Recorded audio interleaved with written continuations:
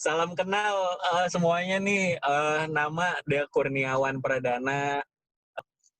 Sekarang penempatan di KBRI Port Moresby, negaranya Papua Nugini, letaknya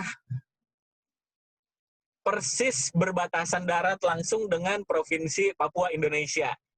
Jadi nggak jauh-jauh banget dari Indonesia sebetulnya.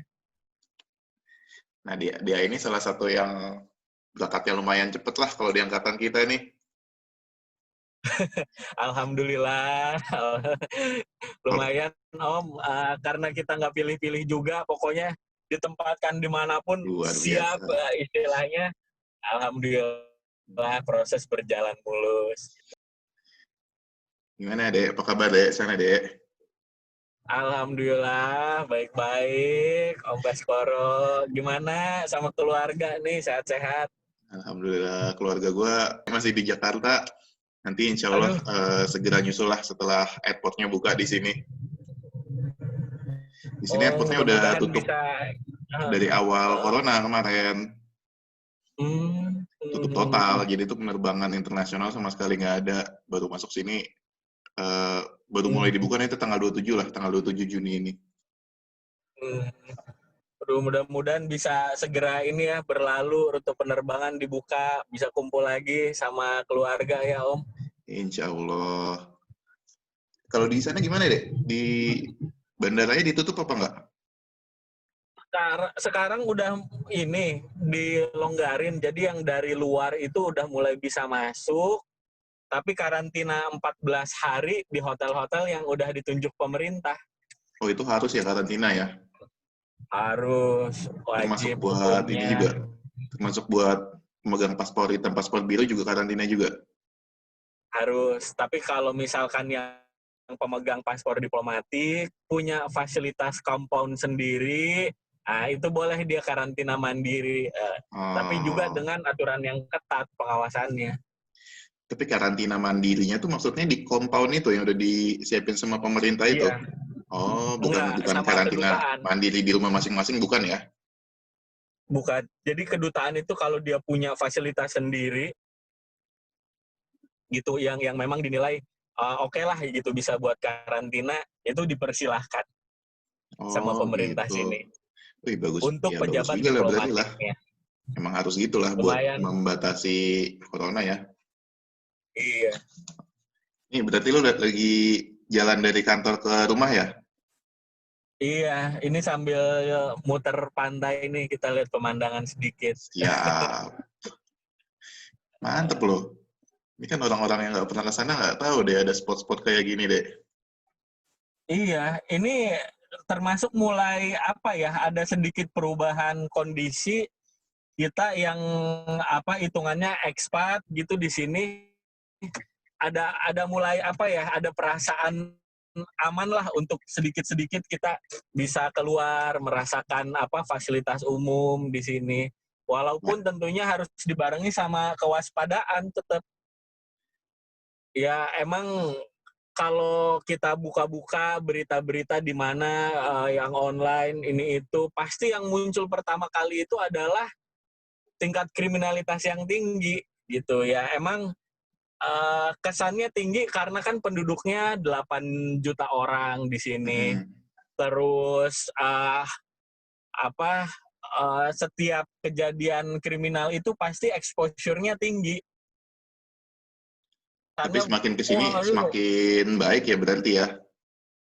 Ya ada perubahan yang baik khususnya di wilayah ibu kota. Kira-kira perubahannya itu karena apa, Dek? Yang kemarin itu karena mereka menyelenggarakan APEC itu kira-kira berpengaruh nggak sih ke perubahan keamanan gitu? Ya sedikit banyak berpengaruh ya ke sisi keamanan karena by the way ini APEC House nih yang di kiri video nih, ini APEC House nih yang digunakan pimpinan negara waktu KTT tahun 2018 lalu. Siap. Salah satu ikonnya. Iya. By the way, tadi yang keamanan ya, dari APEC ya dampaknya ya. Itu waktu APEC tuh jadi yang gue lihat, Om, uh, aparatur keamanan di sini nih di set, ditempa, dibantu, didampingi sama berbagai mitra internasional buat ngebangun lagi struktur jaringan operasinya dalam pengamanan gitu. Jadi setelah APEC ini 2 tahun berlalu, adalah gitu sisa-sisanya jaringan-jaringan operasi sistematis bekerja, mungkin yang itu masih digunakan. Jadi sekarang udah lebih tertata lagi pengamanannya. Dulu gimana ceritanya? Gimana bisa sampai posting di sana? Gimana bisa sampai ceritanya gimana sih? Apa dulu ada penawaran buat posting di sana atau gimana? Terus pertimbangannya apa aja? Sampai lo memutuskan buat buat siap ditugaskan di sana.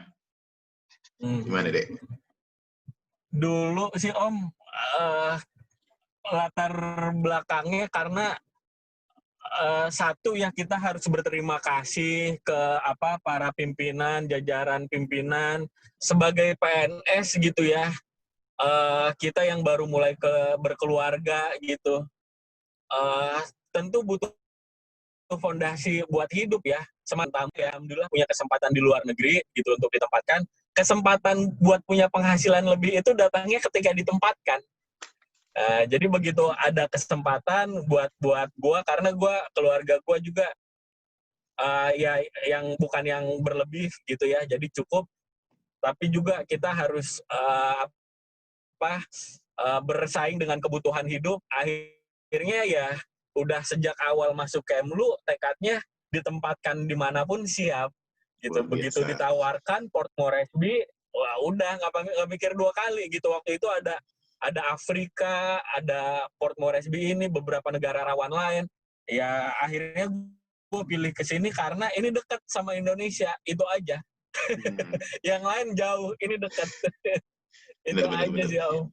Ada faktor ini juga berarti ya, ada faktor keluarga juga ya, karena kan relatively lebih gampang ya kalau bolak-balik ke Indonesia ya.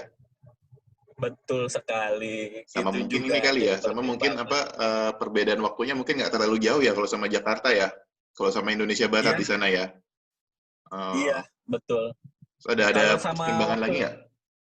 Kenapa milihnya Port Moresby gitu? Karena kan yang dibuka setahu gue bukan cuma Port Moresby aja ya, ada beberapa negara lain juga ya. Betul. Waktu itu ada temen kita, Om Joan ya, yang kemana dia? Salah satu Tanzania. negara Afrika juga. Iya. Tanzania itu juga ke dibuka. Dar es Salaam. Ada juga yang ke Dakar kalau nggak salah ya. Dakar ya. Terus itu. Waktu itu tuh gue kan, kalau gue kan beda ya. Gue kan kemarin memang dapetnya bukan karena bukan open recruitment, bukan bukan open recruitment. Kalau open recruitment itu lu ngusulinnya cuma satu perwakilan aja atau lebih dari satu perwakilan, Dek?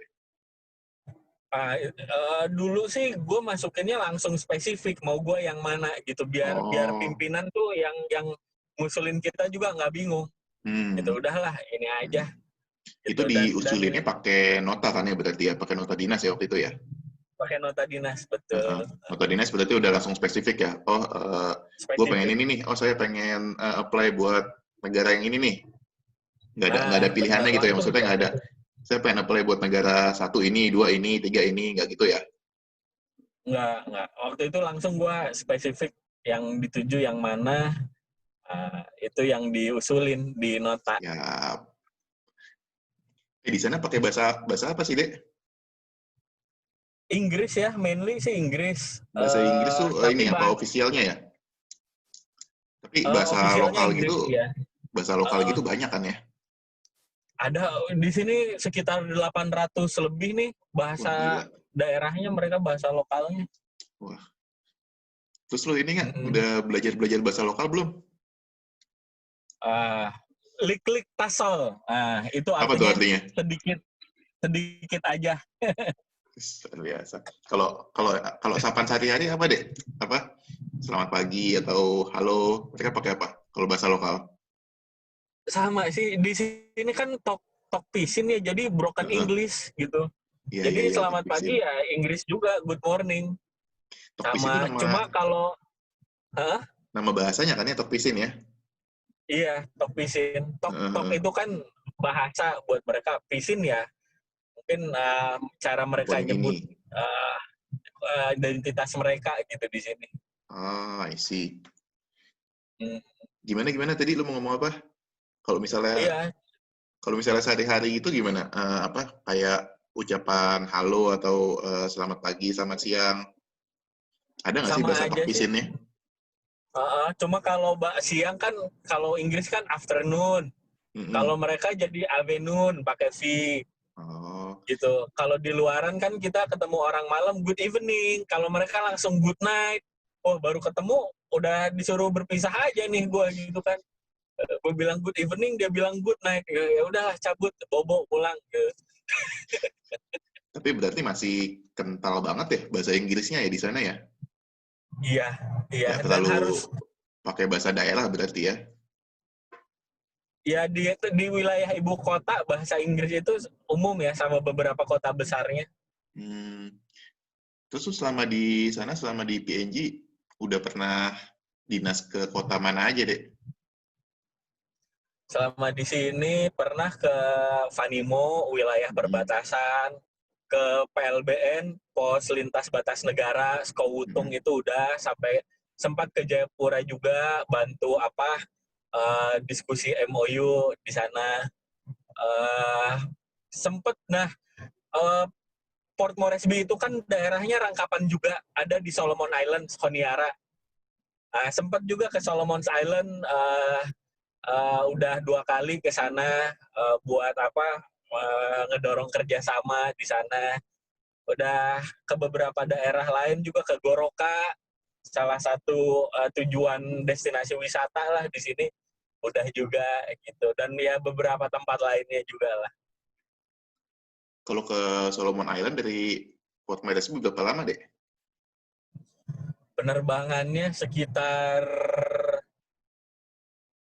waduh, nanti kalau salah ngasih info nih, gue nggak enak Nggak nih. apa-apa, Nanti kira-kira aja. gue Tapi cek lagi lah, soalnya udah lama banget nih nggak ke sana. jauh apa nggak? Nggak terlalu lama kok, paling sekitar 1 jam 45 menit lah, tapi nanti gue Oh, cek lagi. nggak terlalu Gitu. jauh lah ya. Terus di Port Moresby itu tangkapannya negara apa aja, Dek? Cuma Solomon Islands saja. Oh, cuma Solomon Island ya. Berarti di sana bukan hubungan diplomatik sih, membawahinya tuh PNG sama Solomon Island ya. Solomon Islands, ya, 2 negara itu. Rumah lu dari kantor berapa jauh, Dek? Paling 10 menit. Ini sih karena kita tadi muter ke town aja, biar lewat pantai. Terus lu pas nyampe sana tuh langsung beli kendaraan. Nah, ini yang sedikit berbeda juga, kami ngerasa beruntung gitu ya ditempatin di sini. Karena fasilitas kendaraan dinasnya juga ada gitu, bisa digunakan. Kita nggak harus beli kendaraan, Om. Gitu. Jadi per fungsi itu kendaraan dinasnya itu bisa digunakan juga untuk keperluan yang sifatnya mendukung dinas lah. Siap. Karena di sini kan 24 jam kita ngapa-ngapain di negara rawan begini, ya sifatnya untuk mendukung kedinasan. Betul. Tapi kalau misalnya beli mobil sendiri di sana ribet nggak sih?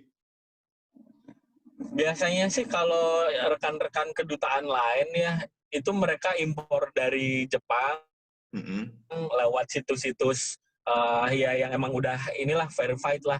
Itu mereka bisa pilih kendaraan sesuai rentang harga, dikirim ke sini juga, nanti bisa diurus bebas pajaknya. Oh, tapi berarti emang agak jarang yang beli dari lokal ya? Kalau Biasanya yang langsung impor lingkungan, dari luar ya? kalau yang korps diplomatik biasanya langsung dari luar. Siap. Nggak beli dari dealer-dealer lokal. Kecuali dia beli emang mau belinya yang ada di sini gitu. Karena ya kayak Kia gitu, itu banyak di sini. Iya sih, ya gue ngerti sih, mungkin karena emang susah juga kali ya. Karena di tempat gue pun susah loh, Dek. Tempat gue tuh, Gitu gue ya. aja nih udah hampir 6 bulan belum dapat mobil loh. Udah dapat sih, Oh, cuma masih nunggu. Karena kalau di sini itu oh, bukan masalah susah dapat mobilnya, cuma biasanya kalau kita di sini tuh kita belinya cuma sesama korps diplomatik.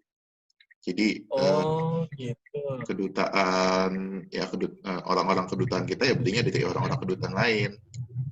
Karena kalau kita nggak beli dari kedutaan lain itu jatuhnya masih agak susah buat ngurus pajaknya, terus buat ngurus ganti plat nomornya. Sementara kalau dari kedutaan ke kedutaan itu relatif lebih gampang. Nah, jadi selama Iya, ini tuh sama-sama masih plat ini DC ya. sama-sama plat diplomatik, jadi pengurusan pergantian platnya juga lebih mudah. Tapi kalau misalnya kita beli dari orang lokal nih, buat diubah jadi plat diplomatik, itu pengurusannya masih lumayan panjang lah. Jadi hampir nggak ada di sini orang pejabat kedutaan manapun yang belinya dari orang lokal. Jadi emang agak susah di sini juga. Makanya ya gue ngerti juga sih kalau misalnya di sana kebijakannya memberdayakan mobil KBRI juga malah lebih bagus sih menurut gue sih. Ya, dan memang kita juga di sini karena kan luang lingkup gerak itu terbatas gitu. Jadi ya memang kendaraan dinas itu ya kita gunakan juga sebisa mungkin ya mendukung kedinasan itu. Siap. Gitu, karena di negara rawan kayak gini kita mau ngapain sih? Gitu. Dan di sini jalan raya itu masih terbatas, antara satu provinsi ke yang lain belum ada semacam sambungan highway gitu jalan belum ada ya? Belum. Jadi kita berkendara misalkan 40 menit dari kota itu paling udah mentok. Gitu, cuma ada satu jalan, itu pun ya kita disarankan kalau nggak penting-penting banget, nggak harus banget nyobain jalan-jalan keluar kota yang jalannya itu baru, mendingan jangan. Siap. Gitu, demi keamanan. Iyalah. Pokoknya intinya safety first lah ya kalau dimanapun sih sebenarnya sih. Safety first. Kalau misalnya kita masih belum bisa menjamin keamanan ya lebih baik jangan nyari penyakit lah.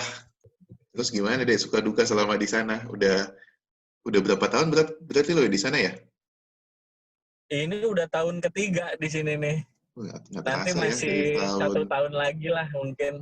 Dari tahun 2018 awal ya berarti ya? Lu berangkat bulan apa sih? Bulan Januari 2018 ya? Iya, nyampe sini. 2018, 19, 20, iya udah 2,5 tahun lo berarti lo di sana. Iya, waktu cepat berlalu kalau lagi penempatan nih Om. Selama 2 tahun di sana gimana suka dukanya?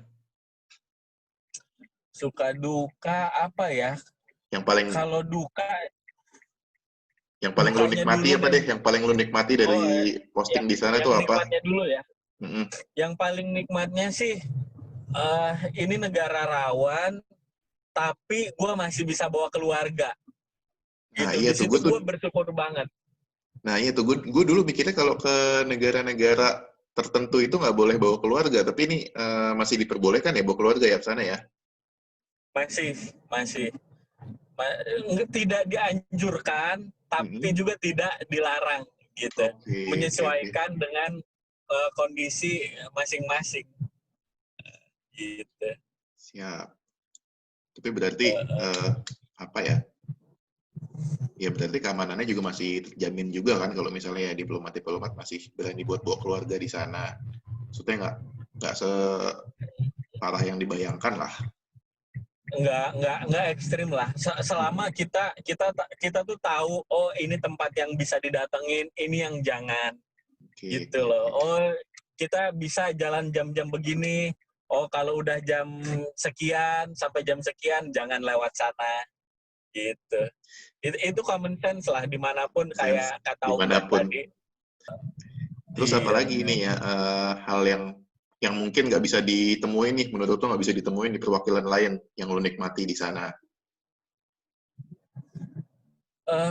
Di negara ini tuh ya, karena mungkin gue nggak tahu di perwakilan lain gimana, privilege kita sebagai korps diplomatik itu bisa dirasakan.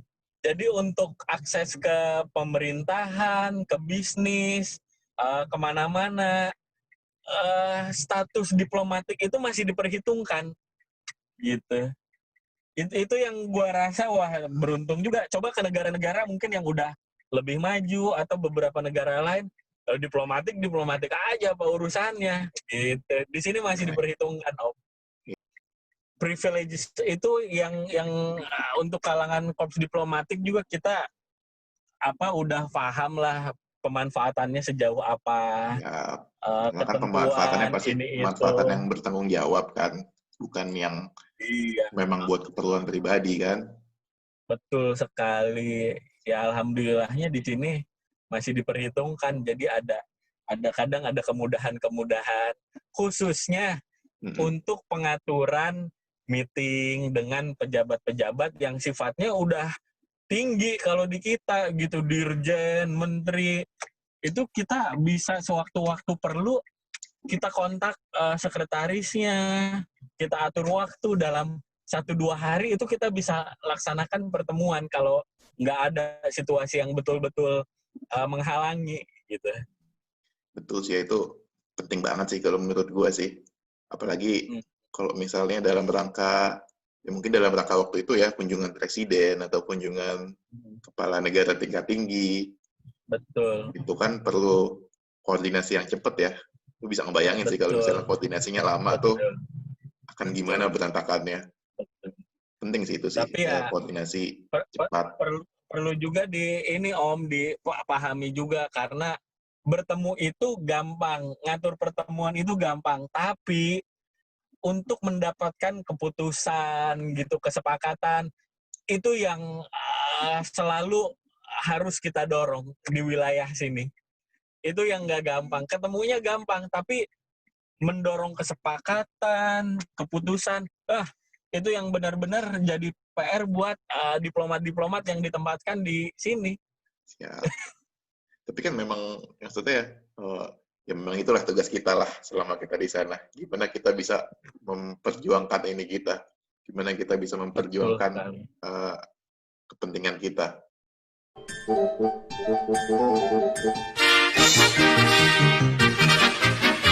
And that's all, folks.